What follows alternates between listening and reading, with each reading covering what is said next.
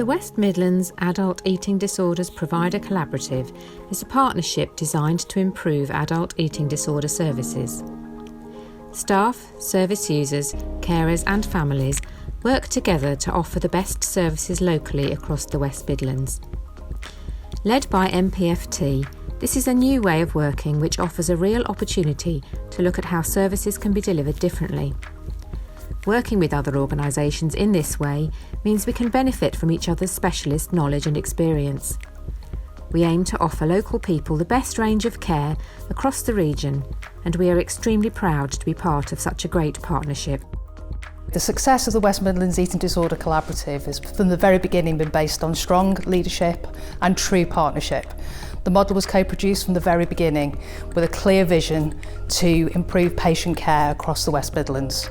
It will be this continued partnership into the future that will mean the success of the collaborative going forward. Through discussions with our clinical partners within the region, as well as service users and their carers, we all agreed that patients needed to be able to access a more local eating disorders bed in a much more timely manner than they had previously been able to do.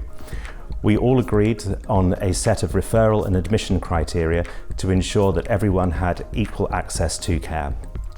We now host a regular weekly bed management meeting in which all the clinicians from the units look at the referrals for the region to ensure that those with the greatest clinical needs could be admitted in the fastest time.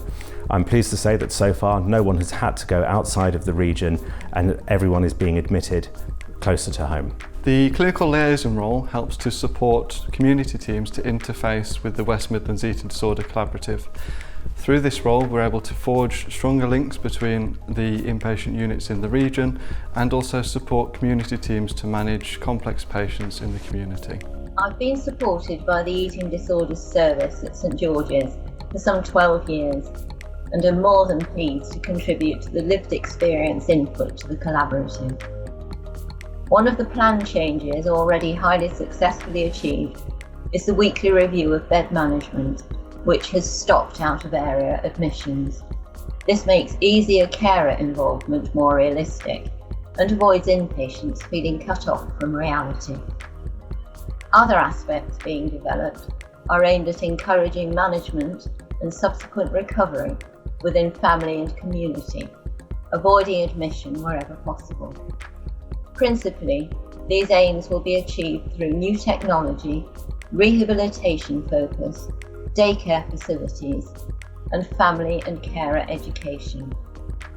Better and closer links with GPs in the third sector will also facilitate recovery, along with the ability to self-refer and, where appropriate, avoid repetition of a story on re-referral.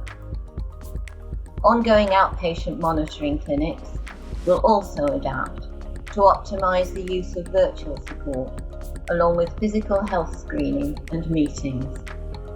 I hope to continue to be involved with the collaborative as it pursues and validates its aims, which will undoubtedly optimise outcomes for patients, families and carers in an increasingly demanding and rapidly changing environment in this sector of the Trust and as part of the Community Mental Health Initiative. The West Midlands Adult Eating Disorders Provider Collaborative has been operating in shadow form for the past year.